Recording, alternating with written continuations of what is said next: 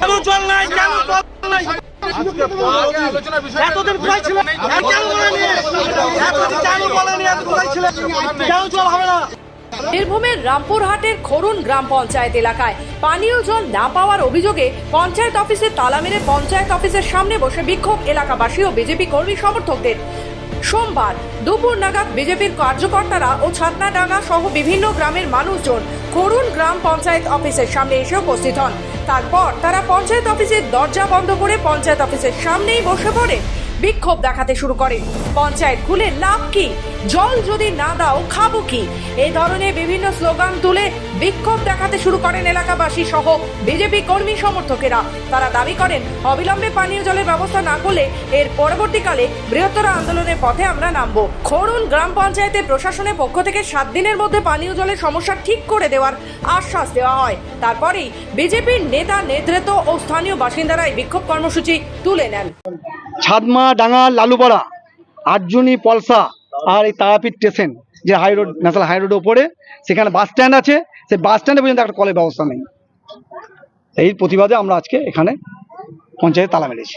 এসেছি, পঞ্চায়েতে জল দিচ্ছে না, তার জন্যে জল অনেক 10 দিন থেকে মোটর খারাপ। প্রধানকে বলেছি, বড়বাবুকে বলেছি, এনএসকে বলেছি, সবাইকে বলেছি। হ্যাঁ, ডাঙ্গাল, তারাপীঠ, ছাতমা, লালপাড়া, তারপরে চাকপাড়া জলের জন্য এসেছি। আর কোনো কাজ তো দিচ্ছেই না, জলও দিচ্ছে না। ওরা যখন বিক্ষোভ দেখালো আমাদের তো ঠিক করানোর কথা ছিল, ওরা তার সত্ত্বেও যদি ওরা তালা মারে এই বিষয় নিয়ে, এটা তো ঠিক না। কেন কেন এই বিষয়ে বিক্ষোভ মানে তালা মারতে হলো বিজেপি? ওরা মানলে ওরা যে কোন বিষয় নিয়ে মানলে আমরা তো সেটা বলতে পারবো না। আমরা তো জল তো আমরা মানা করতে পারি না যে এখানে জল আমরা ঠিক করবো না, ওখানে দেবো না, এগুলো তো আমি বলতে পারি না যে ঠিক। হ্যাঁ, বলছে আমাদের মিস্ত্রি পাঠিয়েছিল, আমাদের মিস্ত্রিকে তো ওরা ঘুরিয়ে দিয়েছে। আর ওরা বলতে চায় যে 15 দিন আগে খারাপ হয়েছে, 15 দিন আগে তো আমাকে জানানো হয়নি। দেওয়া হলো না, ওই যে ওরা গেটে তালা মেরে বসে আছে। কি কারণটা কি? কারণটা ওই যে এখন ঢুকতে দেওয়া হবে না। আমি বললাম আমার একটা ভার্চুয়াল মিটিং আছে জেলা